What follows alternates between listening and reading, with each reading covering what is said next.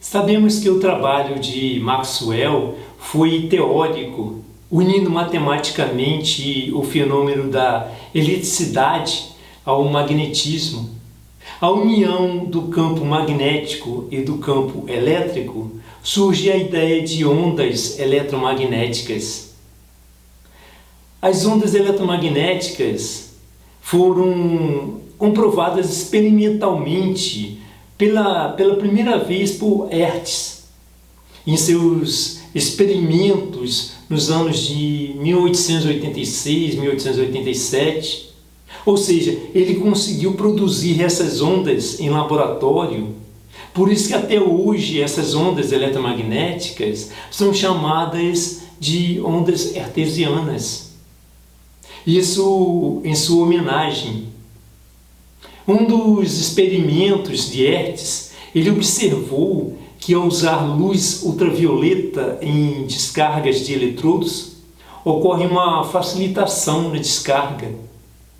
Hoje, para nós, é um fenômeno super fácil de ser compreendido e que faz parte de nosso cotidiano, de muitos equipamentos eletrônicos. O famoso efeito fotoelétrico. Ele ocorre pela emissão de elétrons de uma superfície de um metal, pela incidência de luz. A própria palavra já define o fenômeno. O efeito fotoelétrico foi estudado por vários cientistas e contribuiu para Millikan e também Einstein receberem o Nobel. O físico Millikan fez com bastante habilidade e verificação experimental da equação de Einstein para descrever o fenômeno fotoelétrico. E também usou da mesma pesquisa para obter um valor preciso da constante de Planck. Isso fez com que ele recebesse o Prêmio Nobel em 1923. Millikan também é responsável pela experiência que determinou a carga do elétron. E até lembrando que o elétron ele foi descoberto em 1897 por Joseph John Thomson, o pesquisador pai, não é o filho, que o filho também foi pesquisador na mesma área. Bom, na época, os diversos cientistas que estudavam o efeito fotoelétrico realizaram experimentos em uma ampola de vidro contendo vácuo e 2 eletrodos.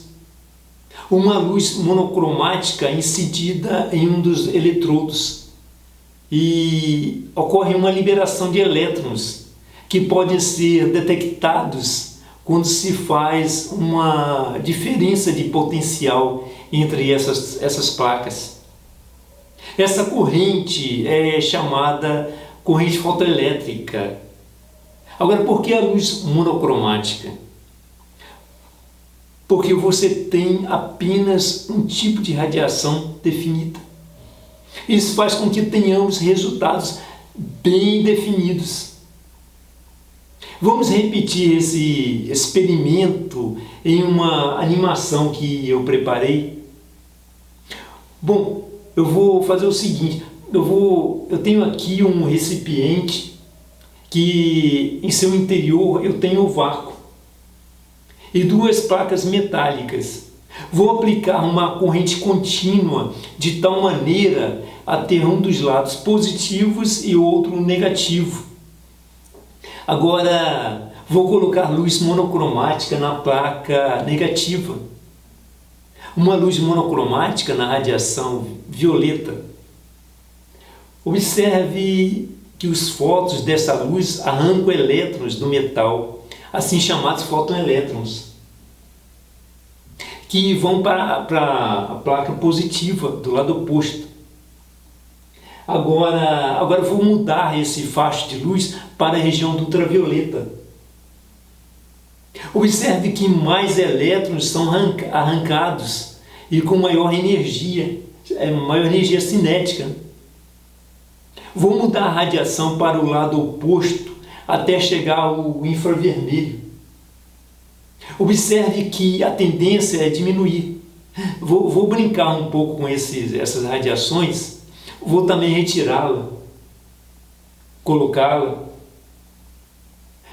Vou aumentar a corrente. Aumentando a corrente, aumenta o fluxo de fotoelétrons. Vou inverter a corrente dessas placas. Observe que se eu fizer isso na região do violeta, os fotoelétrons não possuem energia suficiente para alcançar o lado oposto, e muitos até retornam, mesmo com o máximo de corrente. Agora eu vou colocar na região do ultravioleta até a radiação máxima. Agora eles conseguem ter energia cinética suficiente para chegar ao lado oposto. Um físico chamado Millikan trabalhou muito em cima de experiências em 1914. Isso fez com que ele recebesse o Prêmio Nobel em 1923. Nessas experiências feitas em laboratório, ele coletou dados, e esses dados ele representou graficamente para uma posterior análise. Vamos ver um gráfico da intensidade da corrente produzida, a chamada corrente fotoelétrica, com a diferença de potencial. Se aumentarmos até o máximo a diferença de potencial entre os eletrodos, alcançaremos um limite no gráfico. Praticamente ele se torna paralelo ao eixo da abscissa. Isso é fácil de explicar. Significa que nessa região todos os fotoelétrons emitidos em uma placa são coletados na outra. Vimos também no gráfico que quando o potencial é zerado, ou seja, não há nenhuma diferença de potencial entre os eletrodos, e curiosamente o gráfico não cai de imediato a zero. E quando invertemos a polaridade dos eletrodos, a corrente fotovoltaica continua até atingir o patamar zero. Isso sugere que os elétrons são emitidos com uma certa energia cinética, que mesmo com ausência de potencial e ao invertermos a polaridade das placas, os elétrons que possuírem uma maior energia cinética conseguirá alcançar a placa oposta, mesmo estando a um campo contrário ao seu movimento. Porém, isso terá um limite. Esse limite é o ponto no gráfico que chamaremos de V0. É o potencial limite, ou potencial de corte. Na experiência, também reduzido a metade a intensidade da luz, que graficamente nós temos isso representado por B. Podemos observar que o ponto V0 não sofreu nenhuma influência. Podemos então concluir que potencial limite ou potencial de corte é independente da intensidade da luz, mas os valores de saturação são proporcionais a ela, como mostra o gráfico. Vimos também pela experiência que eu fiz a influência da frequência no resultado. Millikan também fez essas experiências e ele transportou esses resultados obtidos para um gráfico. Vamos ver um gráfico de uma experiência dele para uma superfície de sódio. Vejo no gráfico que há um limiar de frequência ou frequência de corte, que é justamente no ponto V0. Abaixo dele não temos mais o efeito fotoelétrico.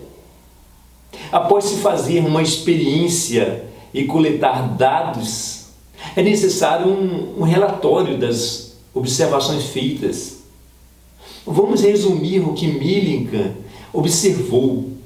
O primeiro, ele concluiu que cada metal que ele fez a experiência existe uma frequência mínima da radiação eletromagnética e que abaixo dessa frequência não ocorre a produção de fotoelétrons, mesmo aumentando a intensidade da radiação. Só que pela teoria clássica ondulatória, o efeito fotoelétrico deveria ocorrer para qualquer frequência da luz. Dependeria apenas de uma mínima energia necessária para arrancar elétrons da superfície. Agora, segundo, a emissão de fotoelétrons aumenta quando se aumenta a intensidade da radiação sobre a superfície. Porém, isso está amarrado à frequência. Pela teoria clássica ondulatória, isso não deveria ocorrer. Por quê? Porque o importante seria a energia da onda. Ela que vai arrancar elétrons, transferir energia cinética e não a frequência. Agora, cuidado para não se confundir, porque foram feitas diversas experiências, uma variando a frequência e uma outra variando a intensidade da radiação. E também envolvendo as duas coisas. Como eu demonstrei até no experimento que eu fiz, né? Agora, no terceiro, quando se tem uma energia luminosa fraca, então o elétron deveria estar absorvendo energia até tivesse acumulado o suficiente para escapar. Isso experimentalmente seria detectado com um retardamento. Jamais nenhum retardamento foi detectado. Até os próximos vídeos.